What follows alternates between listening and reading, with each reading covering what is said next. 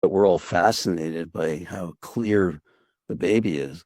And so your loved one, if you've let go of clinging to who they were, they're still here and they're a brand new person for you to discover. And there's a lot to discover in there.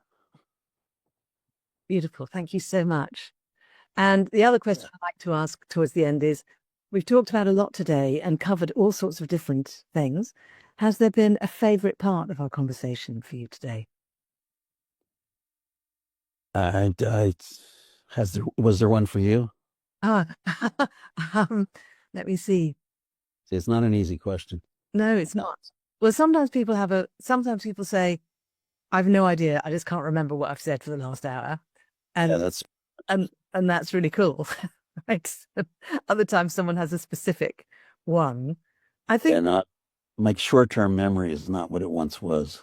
are you sure? I'm sure based on watching a TV series and never, from episode to episode, forgetting who all these characters are and and what's going on in the plot if it's the next day. Yeah, yeah, yeah. Well, that could be because this show is not very compelling, of course. But I did like that bit about word salad and about, she's talking in other words that she's inventing, and you were just joining in with it. Yeah. And there are a few examples of that in the book, and they're just Yeah. that just so entertaining. And actually, I resonate with that because in my family, we used to just invent words about things just because we, you know. And I was talking to someone the other day and I said, how are you doing? They said, I don't know. I'm feeling a bit, what did he say? I'm feeling a bit frizzly. Uh-huh. It's good. Yeah. And I said, did you just invent that word? He said, yeah. I said, bizarrely, I totally understand what you mean by that. There's something very magical about that whole playing with words and going in with it with somebody. Such a gift. Yeah. Because it must be very isolating to be in that place and then people refuse to actually play that game with you. They refuse to respond and engage with you. So you Yeah. I really dealt with are a that. gift. I dealt a lot with my dad about this because he was a very famous mathematics professor and author and lecturer. People loved him everywhere.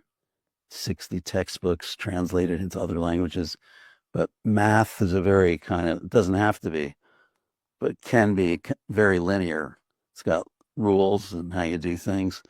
And it was really hard for him to let that linear brain of his go in order to slip into the world of play. And that's what memory patients are great at times. I know I'm not forgetting that there can also be impossible at times. But if they're in a relatively calm space, they're great at play and there don't have to be rules. Games you can make. I made up games with my mother that, I was just making them up. And she was delighted. I was delighted. No idea what we were doing.